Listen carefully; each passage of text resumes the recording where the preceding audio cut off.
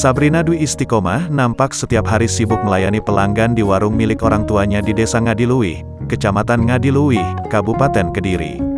Wanita berusia 17 tahun ini mendadak viral di media sosial, usai ia diketahui aktif membantu orang tuanya usaha warung es cendol dawet.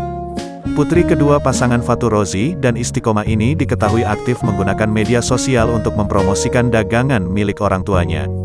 Hingga akhirnya dari setiap postingan minuman atau makanan di akun Instagram @sabrina_mai mendapat respon positif dari masyarakat. Tak sedikit warga yang kemudian berkunjung ke warung milik orang tua Sabrina.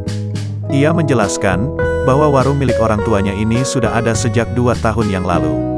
Untuk menu yang dijual di warung milik orang tuanya, Sabrina mengaku menjual berbagai macam menu seperti ikan wader goreng, krengsengan kambing, botok patin, rica-rica mentok serta aneka minuman pada umumnya khususnya es cendol dawet.